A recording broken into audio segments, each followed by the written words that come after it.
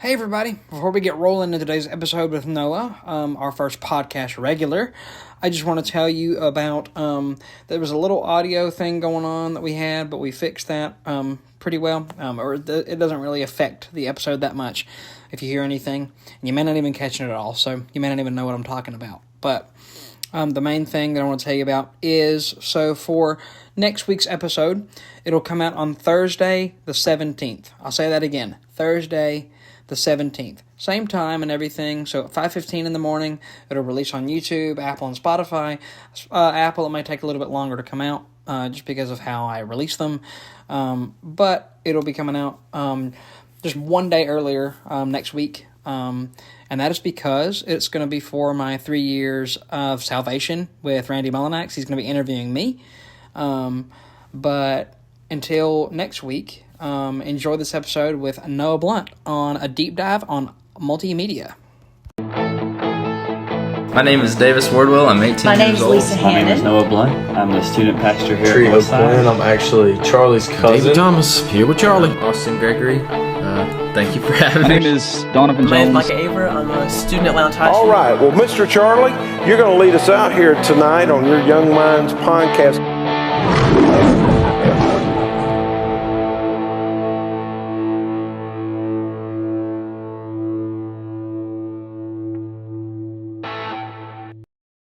All right, welcome back to the podcast. I'm so glad to have Pastor Noah back on with me. It's your 5th time, dude. That's crazy to think about. And you're going to be, so now, if you're on for 5 or more times, you're a podcast regular now. So let's go. You're the first one. There we go. Awesome. Yeah. So we're going to go into a deep dive of multimedia. So we're going to going back into your roots a little bit, right? You know, you went from the media specialist to youth pastor, and now you still work on media every now and then, but you know, your main role is the youth pastor now. But we're going to go back into, you know, how it affects churches and also your students as well. Yeah. So, you know, can you kind of tell me a little bit, like, what you researched and, like, also, you know, where your headspace is at when you're thinking about media? Like, what does it mean to you? Yeah, it's something that's always changing, but if you look at media, it always changes. Dude, that's so real. I think of Instagram or Facebook are great examples of social media and that express the constant change of it. Mm-hmm. Instagram's 10 to 15 years old. Yeah. And they have not, as the years have progressed, they've only progressively added more. Right. It's not every 3 years they add something, every 4 years they add something. If you look at the timeline of things they add, their time frame gets smaller and smaller, trying to get people not just to use their app, but to stay on their app. Yeah. And that's what social media does. And so here at Northside, it's been cool to watch the progress, but also kind of go back and look at the history of media at Northside. One memory I love to think about sometimes is looking back in the archive of sermons that are live streamed. Right. The furthest I can go back is in March of 2015 that I saw that when I think Northside started live streaming. Wow, that's crazy. To the best of my knowledge, we were one of the first churches in Valdosta area that started live streaming. So you did it before COVID happened, so you were doing it before. Yeah, and then I wasn't even doing it then. Like that's I just went back and found that in the archives. Right. Yeah. And so God had placed people in Northside to invest into that. That's cool. And I think it kind of started there. Northside had live streaming. God brought people to Northside to update the website and bring out a website. And this is still before my time at Northside. God brought people to invest into Facebook. That was kind of the first social media platform that Northside invested into. Yep. And then as around 2020-21 time is when I started kind of becoming more involved with it. And we just want to keep investing into it. It's a tool that is constantly being used more and more. And so it became Facebook and Instagram and Twitter. It became a website. Yep. It became not only streaming on YouTube, but streaming on Facebook, streaming on our website. And you have an app now, too. Yeah, I was about to say. And now the newest part is a church app. Yeah. And so why have all this stuff? Yeah. And it keeps expanding. Yeah. I mean, you know, and I can even say the same thing with, like, you know, a podcast citizen. Like, when you start, right, or whatever you're starting with, you know, you have the bare bones minimum stuff, and then you keep investing in it and keep, you know, and you keep expanding. Yeah. And that's with any technology, I think, because you just keep on researching and figuring out what's best. Yeah. Also, too, you know, I was thinking about it, you know, I bet you some of those people, they're like, how in the world do I use, like, you know, when it, for like Facebook, when it first came about, like when they were first starting it. So that's good they brought people in. Yeah. They knew they didn't know how to use it, so they brought the people in, and, you know, they had the experience with it. And it's always good to invest in other people. Yeah. And this technology, especially at Northside, we do it so well, I think, you know, with, like, the media and things, especially in the back, you know, and like, all the teams that there is back there. And Terry does a wonderful job with that. If you listen to this, you do a wonderful job, dude.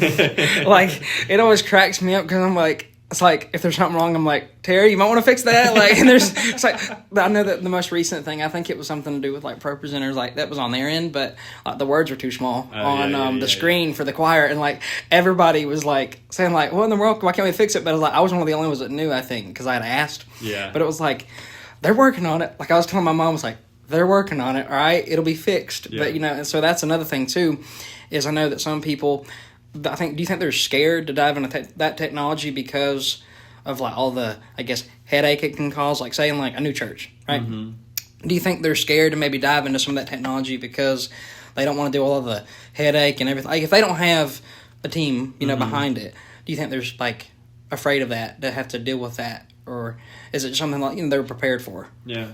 I think that can be part of it for some people. The unknown is always scary. Yeah. And with anything, right? Yeah, with anything. Not just media. Unknown is scary. Yep. And this is not something I had. There's a guy named Brady Shear who is a genius when it comes to church media and social media. And I can't remember his exact quote, but it's similar to this. In the past 30 to 50 years, not just church culture, but the world's culture is in a communication shift. Right, yeah. The communication originally, word of mouth, you kind of had newspaper where you could communicate and stuff like that. But now, a majority of your communication comes from the phone that's in your pocket. Right, it does. Your news. Yep. Your entertainment. Yep. Your communication with friends and family. Your connection to any part of the world. Yep. It primarily comes through that now. And so that's where a fear part, I think, can come to churches. Yeah. Because you've done something for so long. Yeah. In some ways for so long. It's right. different. Yeah. And I think it's a good thing that churches are careful of that. Yeah. Yeah. Because if you do kind of bring your church into a social media area, you're not only bringing them in front of your content, but all the other content that is out there. Yeah. And now content's all based upon an algorithm. So what you look at determines what it's going to send you more of. Yep. You like things that are church related, more church related stuff's going to show up. You like things that are school related, more school things are going to show up. Yeah.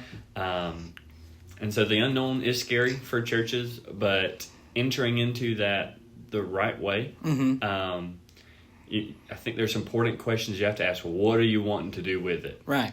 That's good. Yeah. And not just to do it because everybody else is doing it. That's right. Right. That's right. Yeah. What are you wanting to communicate?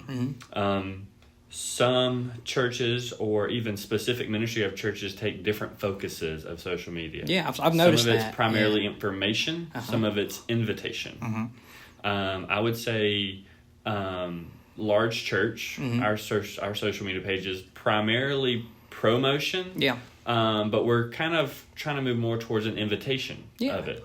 You can mix all that together. Yeah. And the way you can tell is, are there photos of people or photos or pictures of information? If it's words, it's most likely it's promotion of something. If you're sharing pictures and videos, it becomes an invitation. Yeah. When you share a clip of a pastor speaking or photos of the church, that's an invitation of, I want to see what that's like, or I want to hear what that's about. Reading, it becomes an invitation if you want to know about this event. Yep. Just come if you want to. And, it's funny now because, like, even with, like, our generation now, they say that Facebook's starting to get phased out. Like, and for them, like, for us, like, I have one, but, like, I use Instagram more. And, you can link your Instagram and Facebook together, but, like, even then, I think probably in 10, 20 years, I mean, that app's either going to change or be something totally different, because we won't want to use that as much anymore, or there'll be another app that comes along and we try to use it, right? And, you have to be, like, so careful, too, like you said, just in your church, because, like, you don't want that to, also, you have to be careful, too, with, like, especially because you have to know your congregation and know your members, because, you don't want that to chase them away, because some people, one thing, it'll set them off, and they're gone, right? Yeah. Unfortunately, that's how some people are. But you also have to be careful of, like, the dangers too, like, especially for youth and young kids, right? Well, they might be trying to find their church's stuff or whatever, and they stumble across who knows what, right? And so that's where the parents come in, of course. Watch what your kids, watch what your kids are watching, all right, or they're looking up. That's really important, and I talked about that a ton on every deep dive I've done. And I will foot stomp that to the ground, all right, because it's really, really important. But yeah, in terms of church growth, I mean, I can see that with what you're talking about with the shift with Northside, is there's been a lot more photos or Pastor Robbie speaking, things like that, which is good because it gets more people like, I want to hear him, I want to know what God's doing at this church because it's obviously a lot, and I'm just like with the Bible conference, for example, you'll be able to put out things like from the conference and show people this is what the conference is like. Yeah, come next year. Yeah, so that's really cool. But when it comes to those dangers, like so with parents, like if one walked up to you and said like, no, I love technology and everything, but I'm struggling to figure out like how in the world can I moderate my kids' technology and things like that without them being like restricted so they can enjoy it. Yeah. But also in a safe way. Yeah. Like, what would you say to that? Yeah. So, I know this is kind of a hard question. You can think about it. No. Parents have a place. Yep. Church is a part of their preparation. Yeah. And then there's a precision that comes from, that comes from students. But looking at the parents' place, and I want to be careful when I talk about this because it's the perspective from a child myself. That's the closest thing I can relate to here. Yeah. Nowhere near a parent. I know. Yeah. So it comes from a child looking for my family situation, but also as a student pastor, parents having consideration.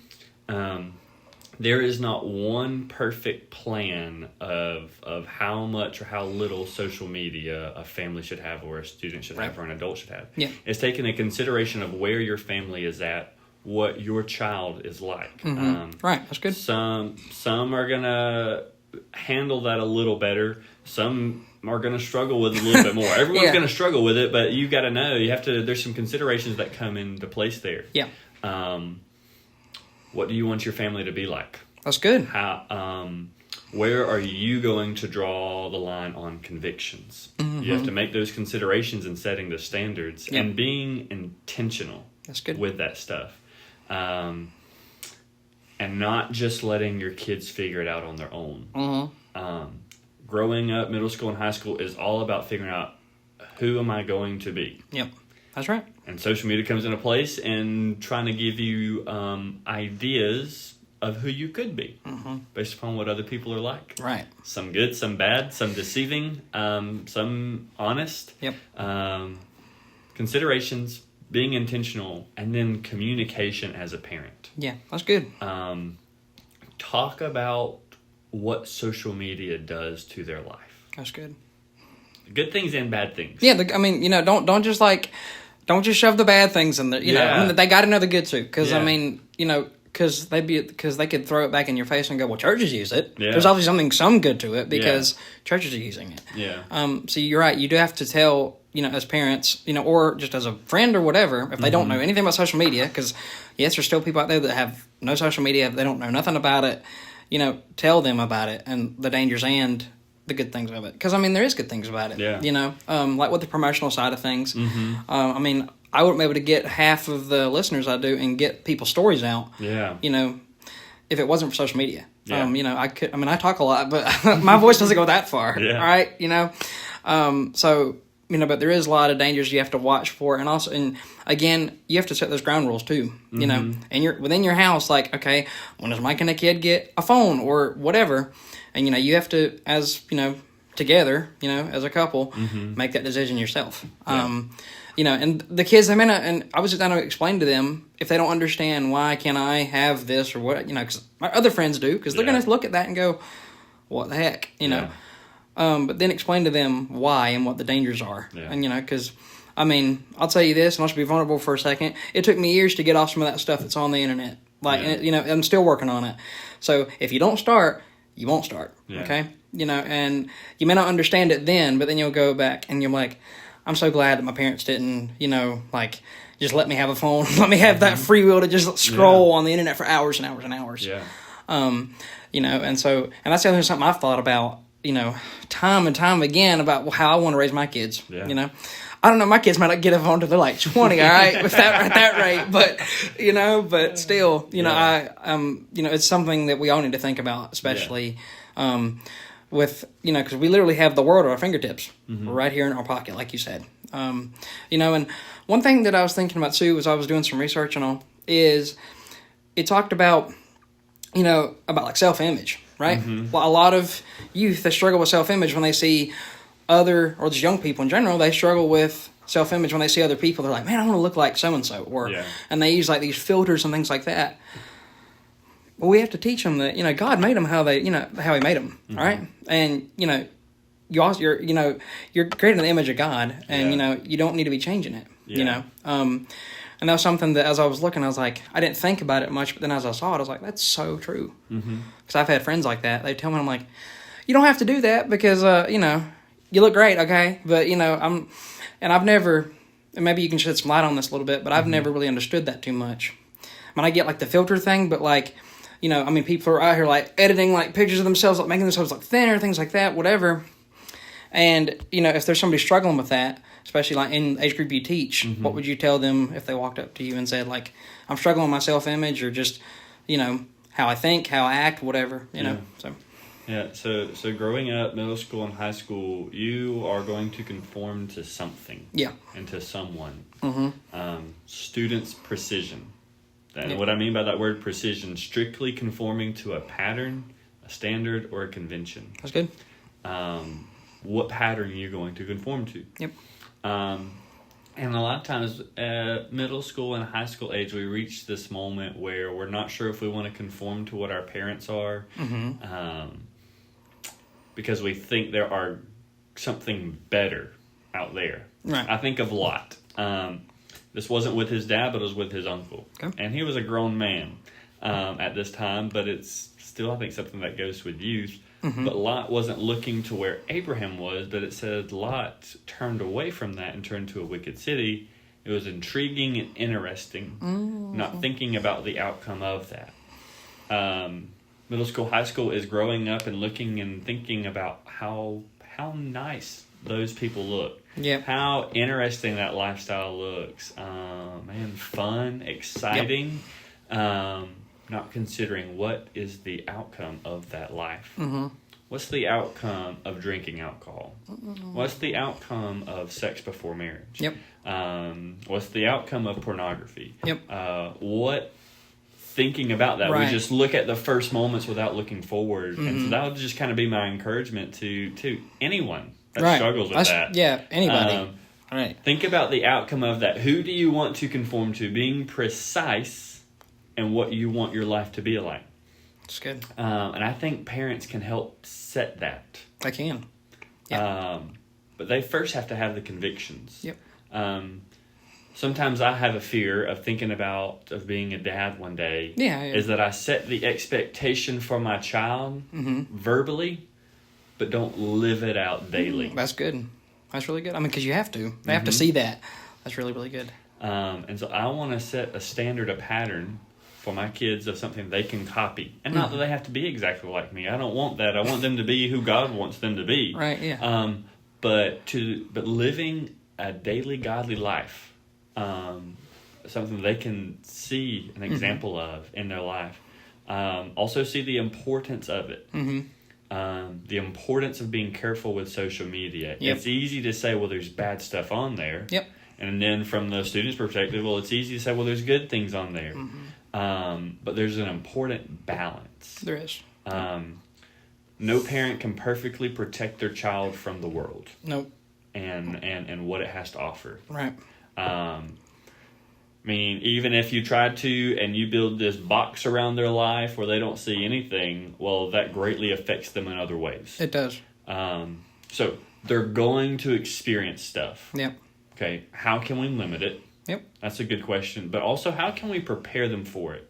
It's not just saying close your eyes every time. Yep. How do I spiritually respond to it? And a word you and I talked about the other day, renouncing it, abandoning it. That's right. I mean, if I see it, okay, how can I abandon that and correct that in my life? Mm-hmm.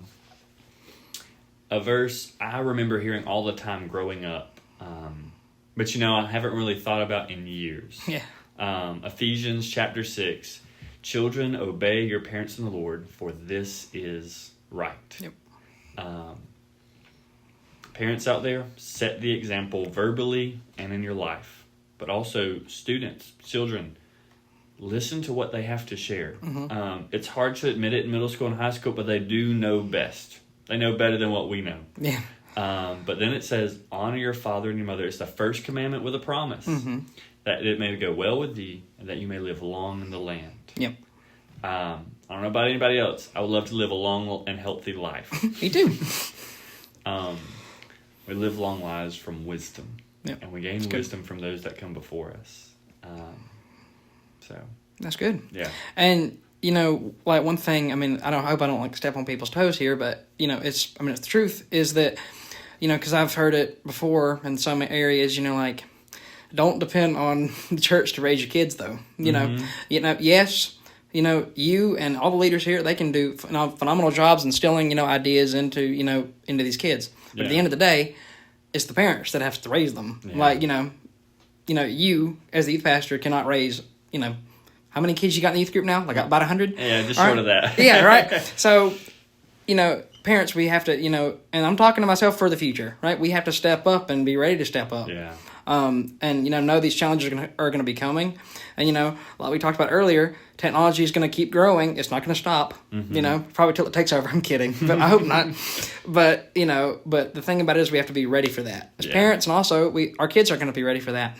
And, like you said, you can put them in a box, but also at the same time, how are they going to be ready for anything? Like so it's a really tricky balance. It is. And we're going to have to find it, and you're going to have to find it for your kid or your kids. Because it's going to be different for little Johnny over here or Susie, all right? Yeah. It's going to be different because of how they are and how they are as people. And so I think it's going to be tricky. We're going to have to all pray about that when we are all, have kids and everything. And like even the ones that have kids now, you're going to learn that it's like, how much technology do I want my kid to consume? Yeah. Because, and think about your own life, right? How much did you consume? And they're watching you. We talked about that in the last deep dive with Mr. Brandon. They're watching you. Your kids are watching you, regardless of if you think about it or not. They see what you're doing. Like even if they're crawling around, they see what you're doing. Yeah. And you have to live that godly life, like you said.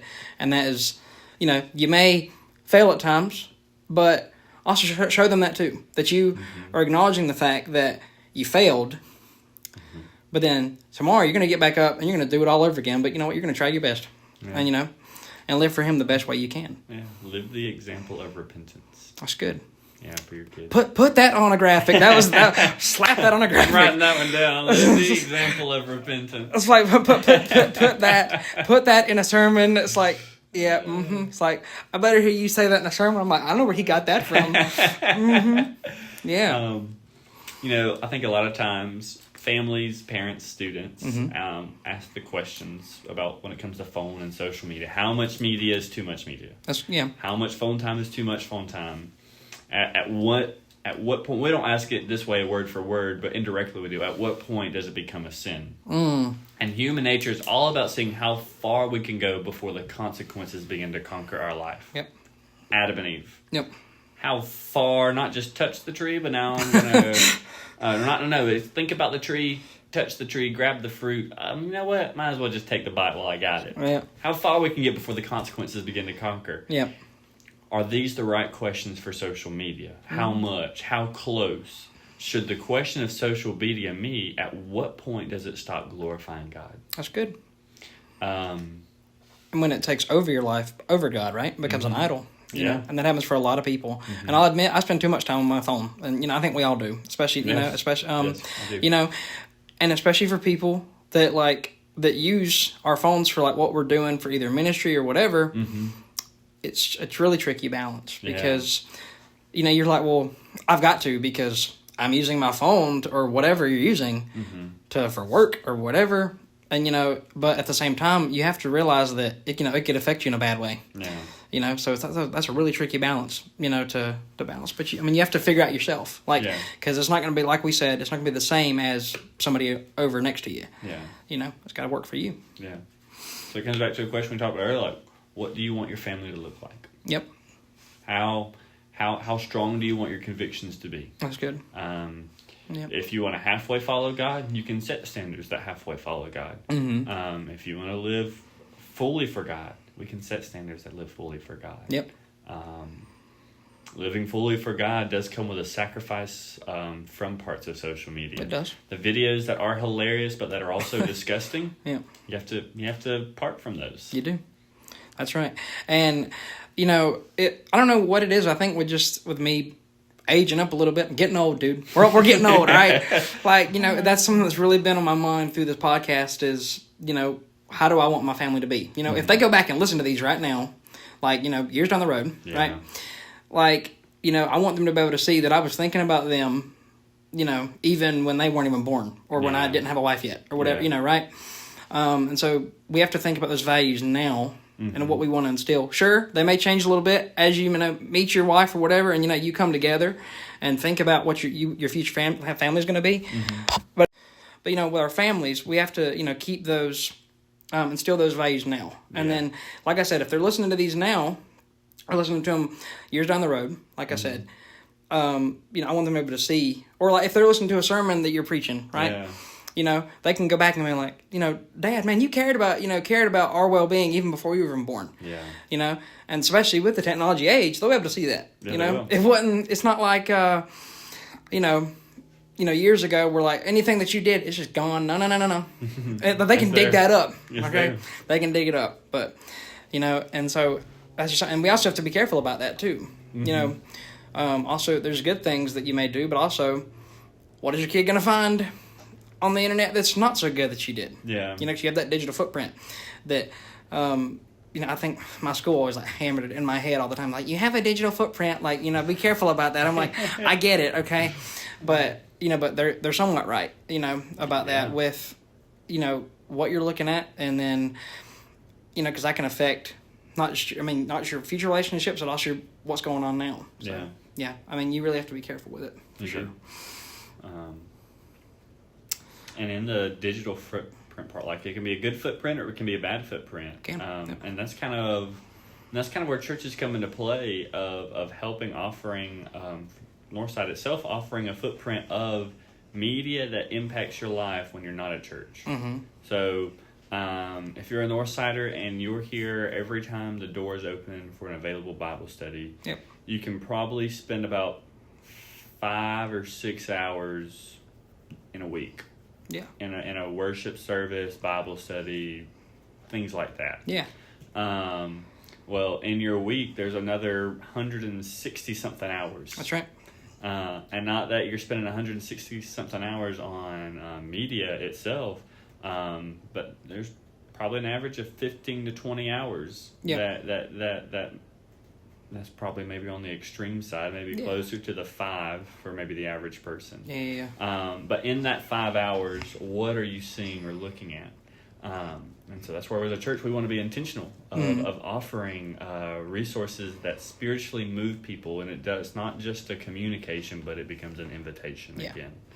Our website, it's more of a communication.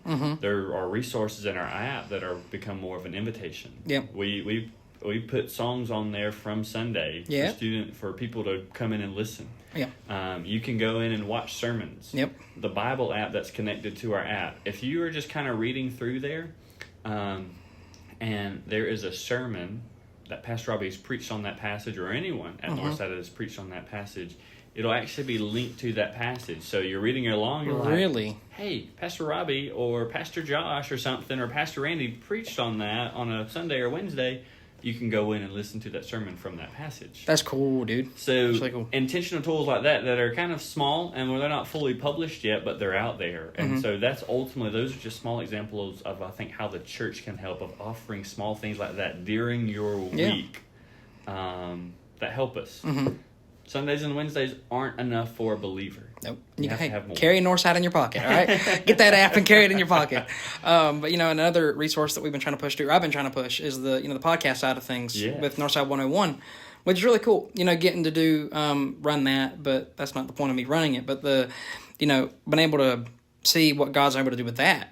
Just putting the Wednesday night Bible studies out, because I know the choir was talking about, well, in other ministries, if you're in the youth or whatever, you miss those Bible studies, and you can go and just look at them and listen to them because they're excellent. I mean, and one thing that I think is kind of funny too is on Sunday nights or like a Wednesday night, since it's more of the congregation, there's not as many, I guess, visitors that come during those times. Pastor Robbie lets it rip. He's just Pastor Robbie just lets it rip. I think there was one Sunday night I was like, heck yeah, go Pastor Robbie. But all those resources, it's so cool to see how people can use them. And I didn't even know that about the Bible app in there. That's cool. So my mom's used it every now and then, and now we can take notes. And if people didn't know that, you can take notes on the app now, okay? That's right. Every Sunday morning's message. That's right, yeah. And I've been doing that, and it's really, really handy, especially with, because you have to be able to type pretty quick, but if you can do that, it's really, really handy. Because for me, I'm really bad about, my handwriting's terrible. I'm just saying, that's another reason. If you have really bad handwriting, it's funny, but also at the same time, it helps, because, you can get your points. And also too, sometimes I miss what the points are. And they're in there. Yeah. Say with the Bible conference, with Pastor Robbie's, right? So I had this big long note that I was taking all the pastor's notes in. So the points are already there, so I just copied and pasted them over and put them in there. Yeah. And so I knew but I knew also what to listen for too. Yeah. Because again, something may blend together. If Pastor Robbie he may not say, "Oh, I'm going to my next point," because they don't always do that, but you know what to listen for, and you know where he's at. Yeah. So it keeps you on track with what, what's being said in the sermon. Yeah. But also too, and this is something I'm having to learn as well, don't prioritize your note taking over listening, because sometimes you can get so glued into trying to figure out what he's saying next, or whoever's speaking's next, that you don't catch something that was really good. Yeah. And so sometimes I don't take notes. Sometimes I just sit there and listen. Yeah. Like the other night, Thursday, I didn't take much, but there's obviously something in my brain because I won't stop talking about it. All right. So, you have to think about that too, is also kind of the kind of person you are too. If you don't like to take notes, listen, and then go back, and if you want to take notes later, it's streamed. So go back and listen then, and go back and write them then. But the point is, there's so many resources you can use, and to have Northside in your pocket all the time, even when you're not in church. Yeah. But please come to church. Yes. Come on. Yeah. And that's one thing too, that with the online, right? And I've said this before, and I may be stepping on somebody's toes. I don't know. I hope not. But I love it. It's great, but it does not replace you being here. Yeah. It doesn't. It's great. But please come, because, I get it. There might be some times where you get up and, you're dragging. But that's what the devil's trying to do. He's trying to distract you from being here, And when is he going to attack you? Prime time is Sunday morning, Want to have a fight with your family or, whatever, or just, dragging in the morning. Mm-hmm. That'd be the time he's going to attack you. And, so it's I'm going to be fine. I'm just watch it online. But, you're sitting at home on your phone or you might, what if you're watching on TV and your phone's sitting here? Yeah. And your phone buzzes, and then you look at something, and then you stop watching the sermon. Yeah. So you're more distracted. In person offers a less distraction to the Word of God. Right. But ultimately, it's God's call to the church to gather together. That's right. Yep. And so I know some people take that as far, well, you shouldn't do media at all and online at all. Online does offer an invitation to those who are looking for a church home to join. Right. It does offer for those who have work. And man, that is the reality of life. Some Sundays you have to work. It offers an opportunity for them. It offers an opportunity for those who are sick.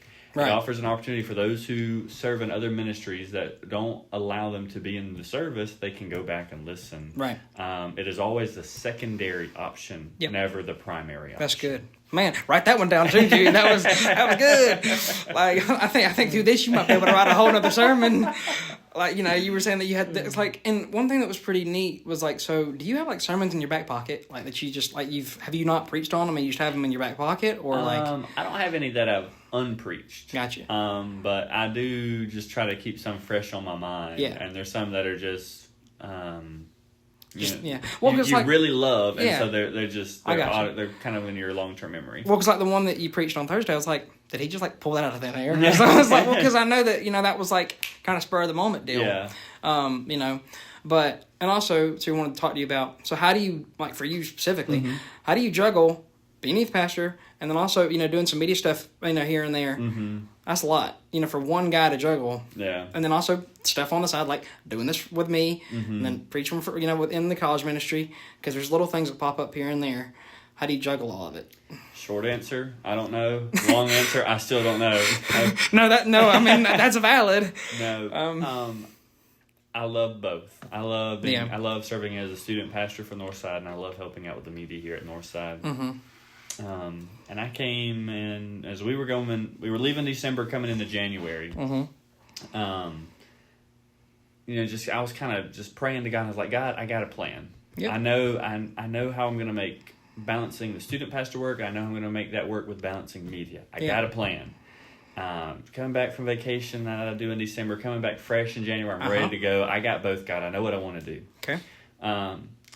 Second week in January, man, life is hitting a brick wall. And I was like, God, I had this plan. Why is it not working? Yep. Like, I knew what I wanted to do. I knew how it could work. And so that's just a few weeks before D-Now. The theme for D-Now was trust in the Lord.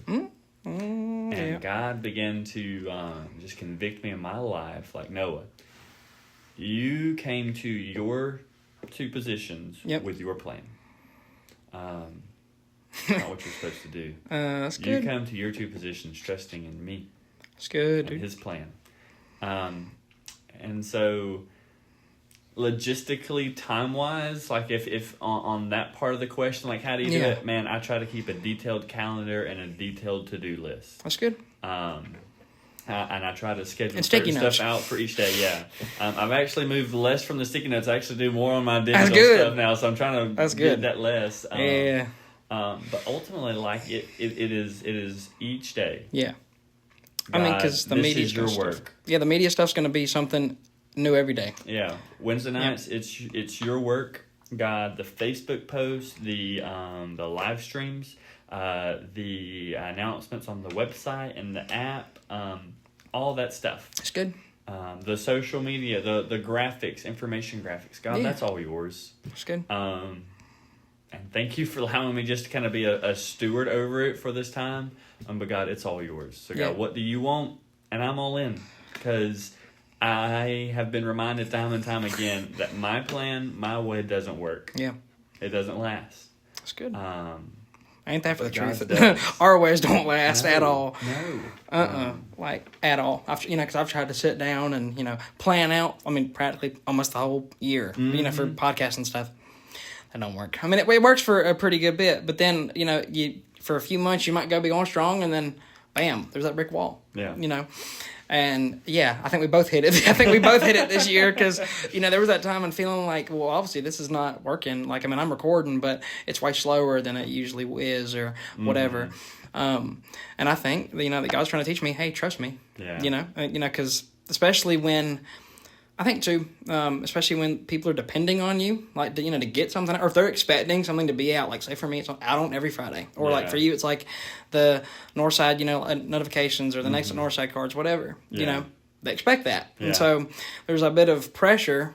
It's like, all right, God, we gotta hustle, we gotta get this going, So like, for me, it'd be like, all right, put somebody in my path to interview, and I'm really nervous about it.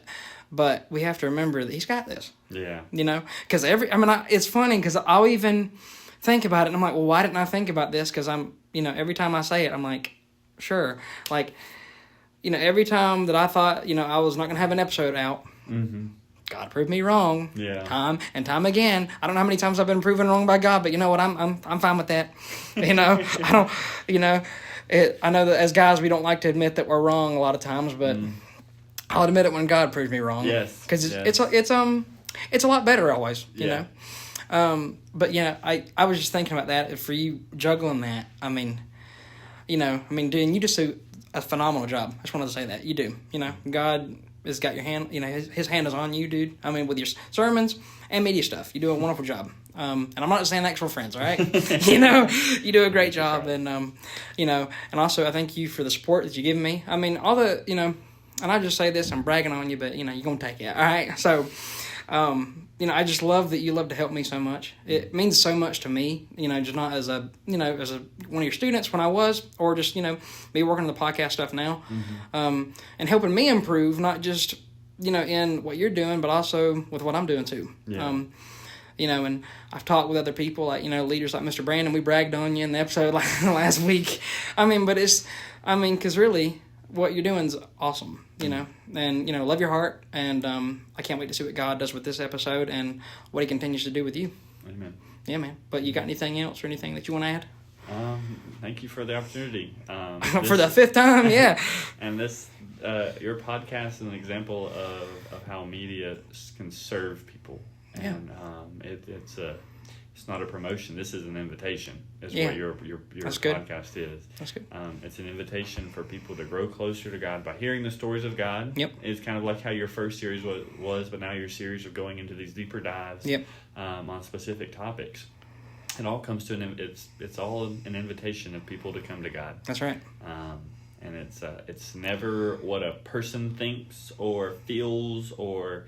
But it's how God has worked in their life and shown them something great. That's good, dude. So, well, I think you just did a miniature sermon in the middle of this, but but again, I think you did. I thank you so much for coming on for fifth time, and I think I know when you're gonna. I know you're gonna be back, but yes, I won't tell anybody else. You know when it is, but they'll have to just wait and see next year. I'll say that it'll be next year. So, but again, thank you so much, and I can't wait to see what God does with it. Amen.